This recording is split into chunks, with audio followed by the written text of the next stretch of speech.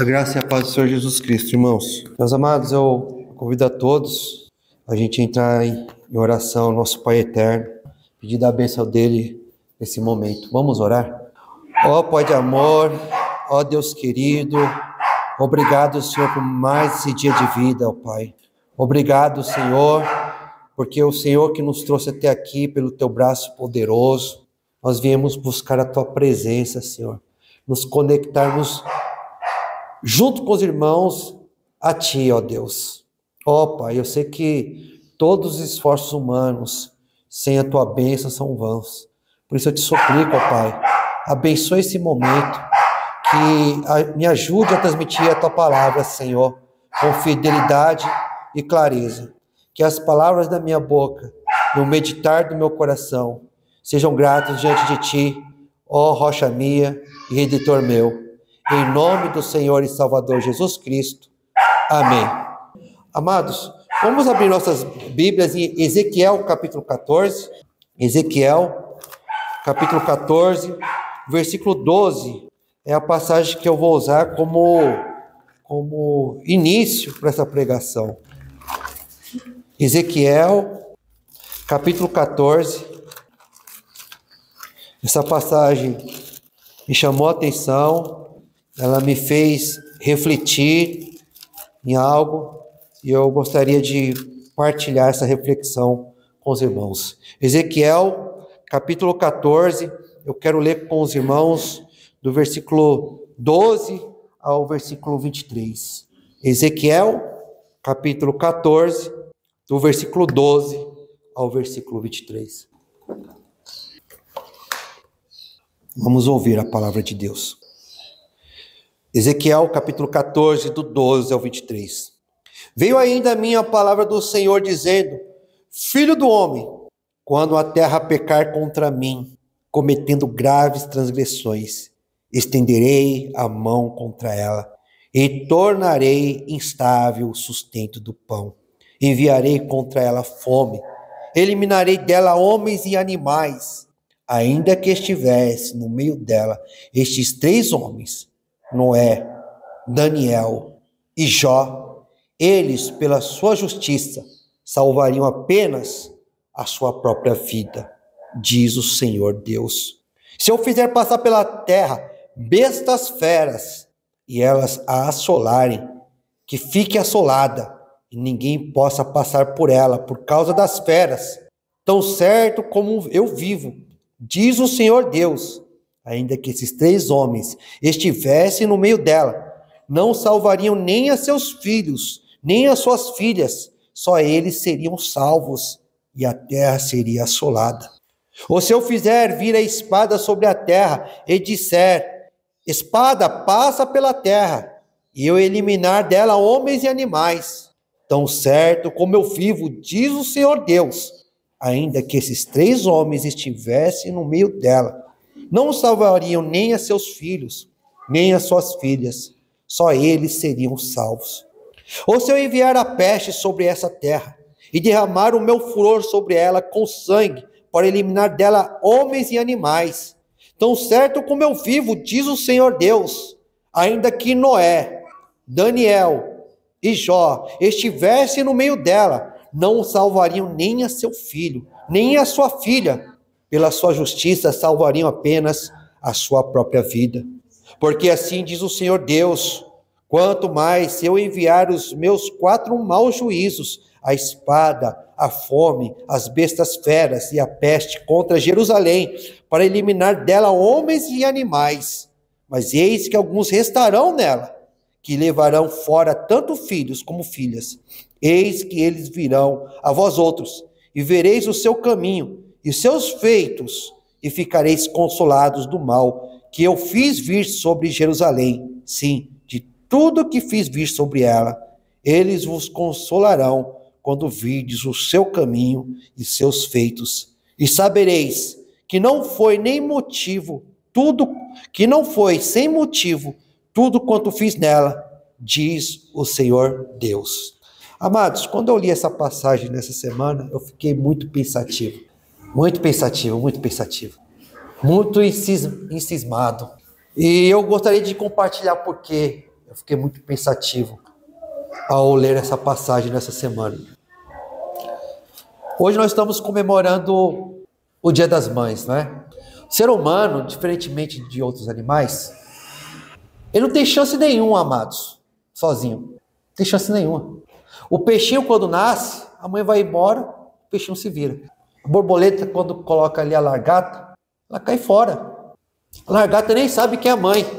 Já tem o instinto ali, já vai andando, já vai comendo as folhas. Outros precisam mais da mãe, mas às vezes é mais rápido que o ser humano.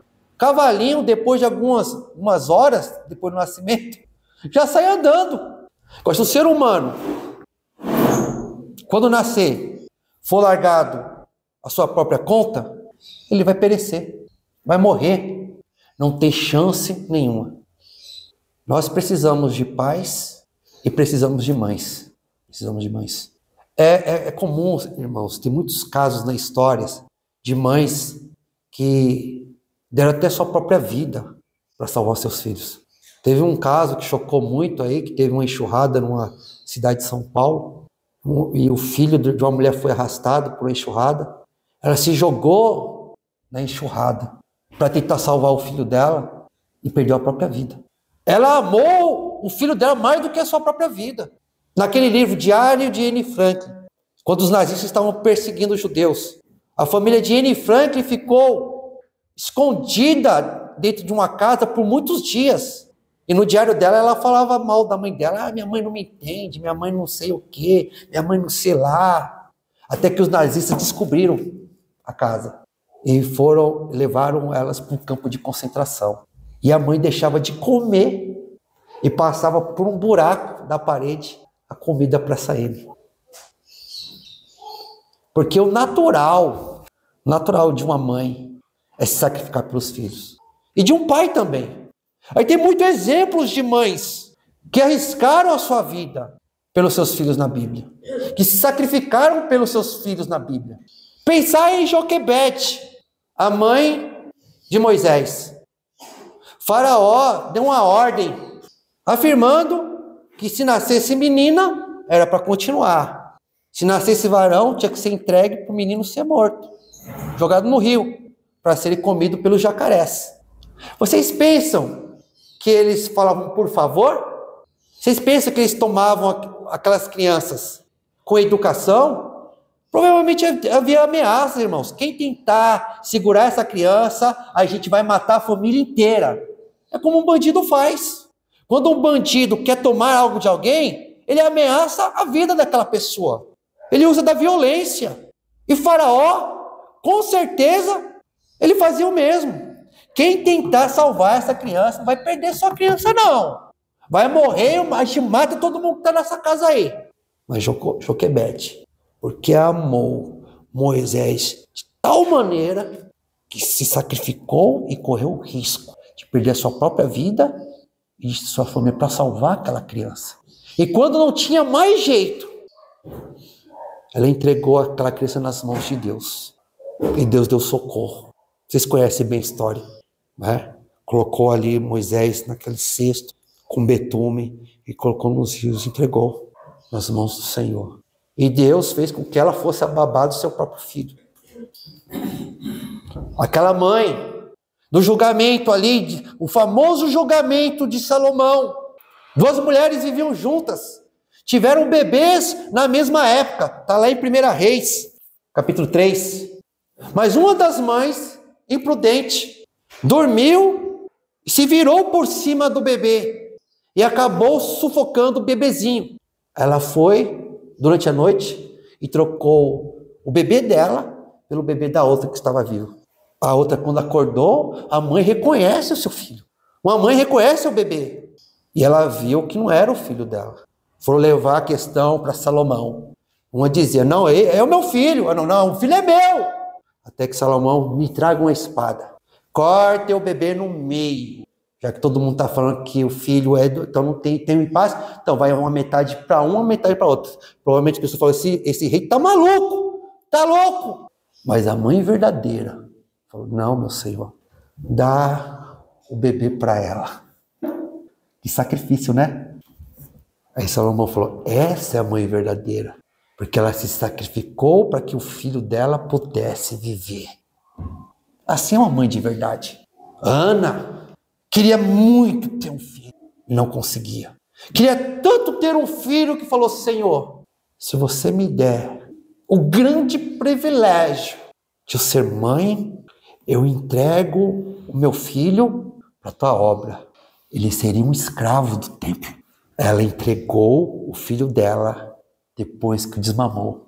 Entre os israelitas, irmãos, uma criancinha desmamava ali cerca de 3 aninhos. Quem cuida de criança sabe que segurar uma criança de 3 anos não é fácil. Mas como aquela criança seria um escravo, ela foi educando ele desde pequenininho para ser obediente, para servir, para trabalhar para o Senhor. Enquanto os filhos de Eli estavam lá pecando, desrespeitando a palavra de Deus, tinha um menininho de cerca de 3 a 4 anos, com a vestes ali sacerdotal, limpando o chão, carregando água. Quando falava com Eli: meu senhor, o que você quer? Sim. Foi duro para aquela mãe, mas porque ela reconheceu que foi Deus que deu para ela, ele saberia que o Senhor ia cuidar daquele menino. E aquele menino se tornou o juiz de Israel. O juiz de Israel. E é por isso que essa passagem me deixa tão pensativa, amados. Porque uma pessoa que ama seu filho, ele quer fazer de tudo para salvá-lo. Quer cuidar, quer livrá-lo dos perigos.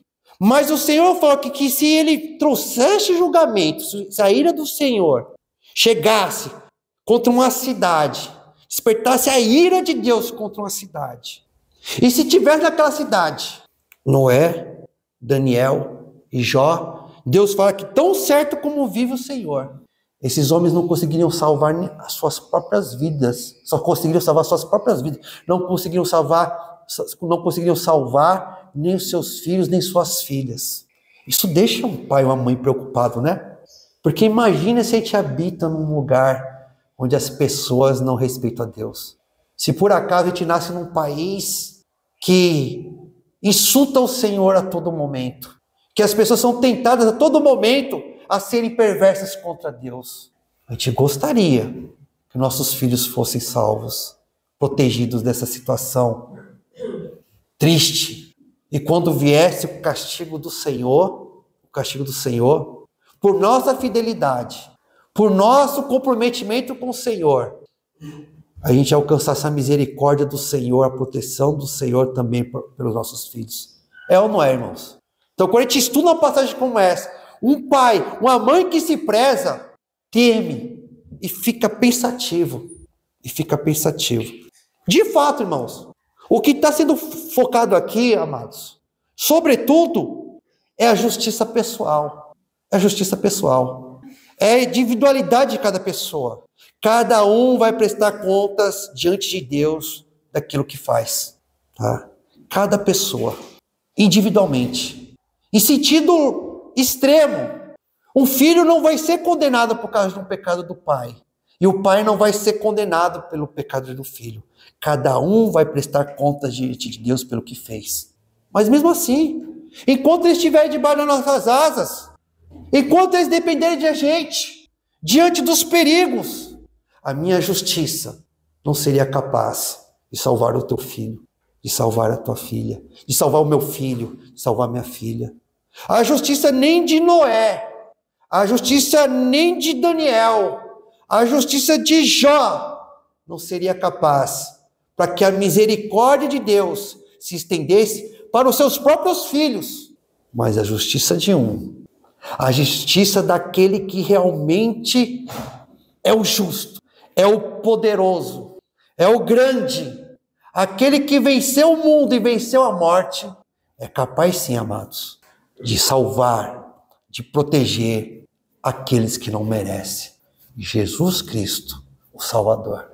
Quando veio o castigo sobre o povo do Egito, Deus falou que os israelitas sacrificassem um cordeiro. E com o sangue do cordeiro, aquele sangue do cordeiro fosse colocado nos umbrais das portas. E quando viesse a morte, trazendo castigo para o Egito, Quando estivesse passando, se encontrasse o sangue do cordeiro nos umbrais daquela porta, aqueles que estariam dentro daquela casa não seriam atingidos. A mulher sábia edifica a sua casa. A mulher sábia luta pela sua família. A mulher sábia se sacrifica pelos seus filhos. Cozinha, trabalha, lava. Tenta ser prudente. Mas o que de fato protege uma casa, o que de fato a mãe ou o pai contribui de fato para proteger e guardar seus filhos, é colocar o sangue do cordeiro no umbrais do seu lar, é servir ao Senhor em fidelidade. Porque por Noé, por Daniel, por Jó, por mais que eles são justos, eles não são capazes de salvar nem os próprios filhos dele, quanto mais os nossos. Mas o sangue de Jesus Cristo tem poder. Nós somos fracos, mas nossas vidas têm sido construídas na rocha, que é Jesus. Uma coisa que me deixou bastante pensativo aqui também, amados, é que o Senhor falou que trazia fome, peste, espada. Mas no versículo 15 fala: e se eu fizer passar pela terra bestas feras, e elas assolarem, que fique assolada, ninguém possa passar por ela por causa das feras. Esse versículo aqui também me tocou essa semana, porque às vezes as coisas se conectam, irmãos. As coisas se conectam, né?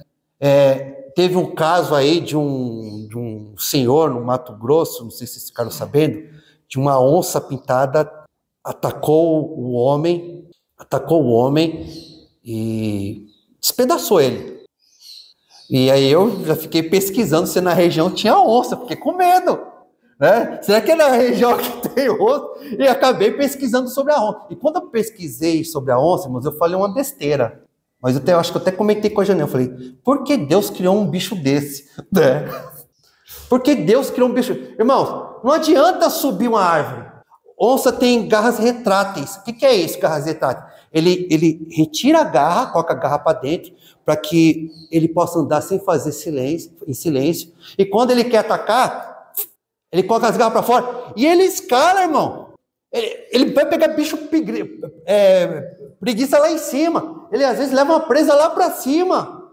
E aquilo ali corta que nem navalha. Corta que nem navalha. Não adianta correr de uma onça. É 80 km por hora. Nem o Ricardo aqui em São Paulo corre 80 km por hora com minha corsinha.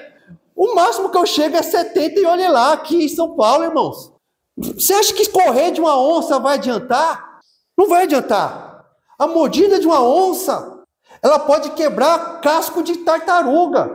Proporcionalmente falando, só tem dois animais maiores do que a onça: o leão e o tigre. Mas a mordida da onça, proporcionalmente ao seu tamanho, é a mordida mais poderosa que existe. E esse bicho está no Brasil. Esse bicho está no Brasil. A pessoa vai pular na água. Vou escapar da onça na água. Esse bicho, diferente dos outros felinos, gato tem medo de água, né? Diferente de outros felinos, ele nada bem. Tanto que ele fica nos barrancos esperando um jacaré. Jacaré, irmãos. Tem bicho... O jacaré é um bicho medonho, assustador, tem uma mordida forte. A onça encara o jacaré, e ela fica ali na guarda, e ela pula, e pega o jacaré na nuca. Quando eu pesquisei sobre isso, eu acho que um ser humano, diante de um bicho desse, a sensação é de impotência. Eu falei: Senhor, por que você criou um bicho desse? Tanto que ele fala assim: quando a pessoa encontrar uma onça, qual é a atitude mais correta a ser feita? Correr? Esse bicho ataca onde? Na nuca. Diferentemente do leão, do leopardo que ataca de frente, a onça ela sempre vai dar o bote na nuca da pessoa. Se a pessoa correr, vai ligar um botãozinho na onça falando: esse aí é presa. Se correr, você está virando as costas para ela. Ela vai na cabeça. Uma mordida que quebra casco de tartaruga. Vê a onça, já vai partir para o combate? Ela tem mais força do que você. Tem onça que chega do Pantanal até 115 quilos. Então, o que os especialistas falam? Vê uma onça, não vire as costas. Tente parecer maior do que você é. Levante os braços. Se tem criança, coloca atrás. Nunca se agache. Porque se você agachar, todo felino, quando ele vai dar o bote, ele se agacha. Ele vai tá dizendo que você está passando uma mensagem para ele que você está querendo ir para a briga. Não pense que a onça, se você dá um tiro para o alto, ela vai fugir. A onça é aquele bicho que, se você começar com agressão, ela vai partir para cima. Se você tem uma arma, tenha boa mira, porque se errar o tiro, ela vai vir para cima de você. Então, o que eles falam? Mostre que você é maior, levanta os braços, levanta um pau, um bastão de caminhada e deixa ela passar. Ou então, se ela não vai passar, tá parada, vai recuando devagar, olhando para ela. Se ela tentar se aproximar, aí sim você dá uns gritos de autoridade. Não sei que grito você vai dar. Saída! Mas ele fala, mas se caso ela atacar, lute com todas as suas forças. Não adianta fugir. E de preferência, use tudo que você tiver em volta. Pedra, pau, bastão de caminhada, e tente atingir os olhos ou o nariz.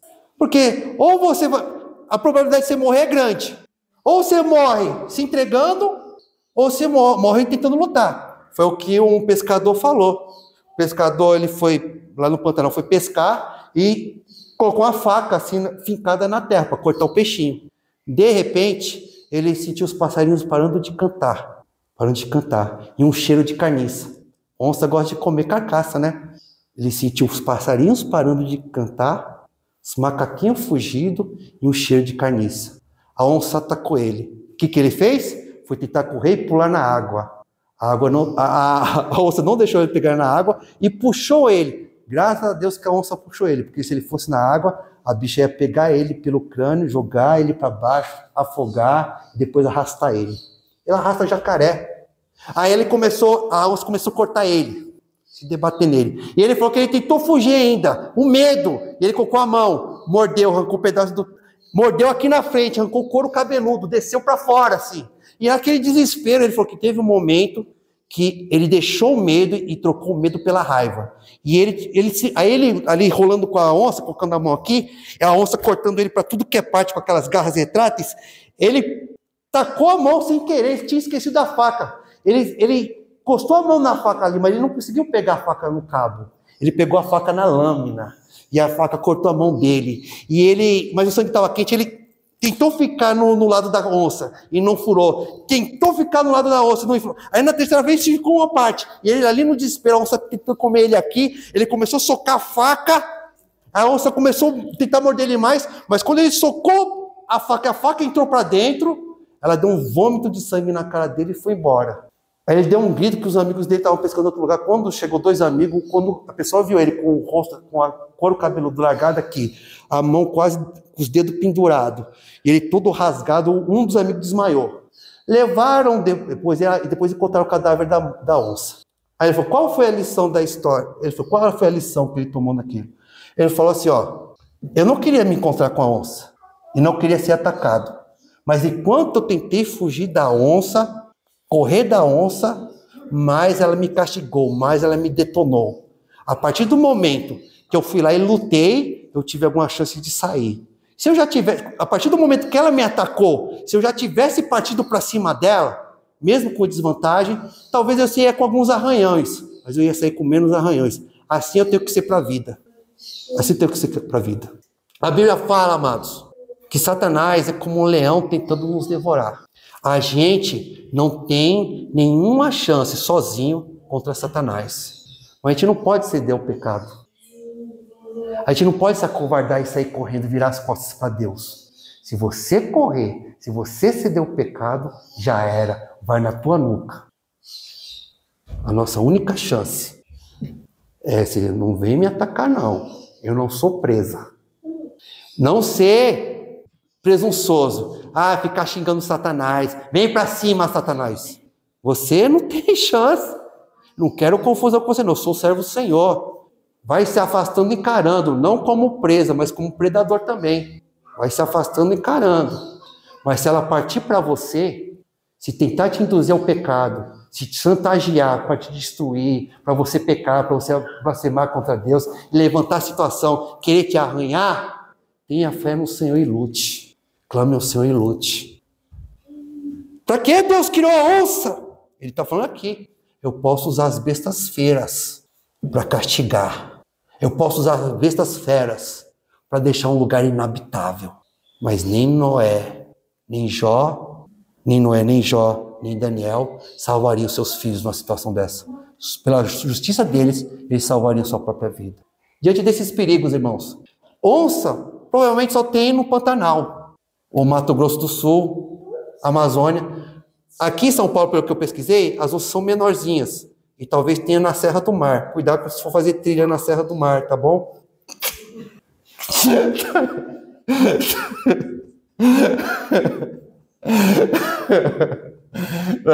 É um perigo remoto. É difícil você ser atacado por uma onça. Mas tem um bicho-homem que é perigoso. Tem muitos perigos. Tem as doenças. Tem os problemas. Que não é só com a gente se preocupa com nossos filhos. Como que dói, como que se preocupa o coração de uma mãezinha. O que você vai fazer para salvar seus filhos? O sangue do Cordeiro Jesus. É Ele que te salva. É Ele que te guarda. Amados, para encerrar, João 3, versículo 16. Me desculpa, irmãos, eu pulei uma passagem. Posso ler só outra passagem antes de João 3,16? É a penúltima, tá? Salmos capítulo 7. Salmos capítulo 7. Ele é curtinho. A nossa salvação está no Senhor Jesus. Dos perigos. Você, mãe, você, pai, que se preocupa pelos seus filhos, se preocupa com sua família, e que muitas vezes se sente impotente, que você sabe que se fosse somente pela sua justiça, eles estariam vulneráveis a toda essa sorte de perigos. Aqui, a Bíblia fala, e no Salmos capítulo 7, Senhor Deus meu, em ti me refugio. É Jesus. É no sangue do Cordeiro, amados. Salva-me de todos os que me perseguem e livra-me, para que ninguém como um leão me arrebate, despedaçando-me, não havendo quem me livre. Senhor, meu Deus, se eu fiz o que me culpam, se as minhas mãos há iniquidade, se paguei com o mal a quem estava em paz comigo, eu que poupei aquele que sem razão me oprimia, persigo o inimigo a minha alma e alcance-a, espezie no chão a minha vida e arraste no pó a minha glória. Levanta-te, Senhor, na tua indignação, mostra a tua grandeza contra a fúria dos meus adversários e desperta-te em meu favor, segundo o juízo que designaste. Reúna-se ao redor de ti os povos e por sobre eles remonta-te às alturas. O Senhor julga os povos. Julga-me, Senhor, segundo a minha retidão e segundo a integridade que há em mim. Cesse a malícia dos ímpios, mas estabelece tu o justo, pois sondas a mente e o coração, ó justo Deus. Deus é o meu escudo, ele salva os retos de coração. Deus é justo juiz, Deus que sente indignação todos os dias. Se o homem não se converte, afiará Deus a sua espada, já armou o arco, tem-no pronto. Para ele preparou já instrumentos de morte, preparou suas setas inflamadas. Eis que o ímpio está com dores de iniquidade, concebeu a malícia e dá luz à mentira. Abre e aprofunda uma cova e cai nesse mesmo poço que faz. A sua malícia lhe cai sobre a cabeça e sobre a própria mioleira desce a sua violência. Eu, porém, renderei graças ao Senhor segundo a sua justiça e cantarei louvores ao nome do Senhor Altíssimo. A nossa justiça não é suficiente para salvar a nossa casa, mas a justiça de Jesus é. E dito isso, amados, a última passagem que eu quero ler com vocês, João 3, versículo 16 ao 21. É a última passagem. Então, hoje, como é o Dia das Mães, você que ama o seu filho, a sua filha, e também os pais também, porque os filhos também dependem dos seus pais. A mensagem que eu trouxe para vocês, mamães, quer proteger seus filhos? Não deixe o Senhor. O máximo que você pode fazer por eles é continuar firme nos caminhos de Deus. É colocar o sangue do Cordeiro sobre os umbrais da sua casa. A mulher sábia edifica o seu lar. João 3, versículo 16. Ainda bem que o Senhor nos deu uma escapatória. Ainda bem que a justiça de Jesus se estende a nós e os nossos filhos. Porque João capítulo 3, versículo 16 diz: porque Deus amou o mundo de tal maneira que deu o seu Filho unigênito, para que todo que nele crê não pereça, mas tenha a vida eterna. Porquanto Deus enviou o seu Filho ao mundo, não para que julgasse o mundo, mas para que o mundo fosse salvo por ele. Quem nele crê não é julgado. O que não crê já está julgado, porque não crê no nome do unigênito Filho de Deus. O julgamento é este, que a luz veio ao mundo, e os homens amaram mais as trevas do que a luz, porque as suas obras eram más. Pois todo aquele que pratica o mal aborrece a luz, e não se chega para a luz, a fim de não serem erguidas as suas obras.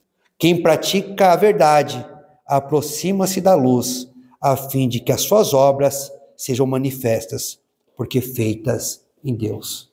Se aproxime da luz, se aproxime de Jesus. Ele é a fonte da nossa salvação.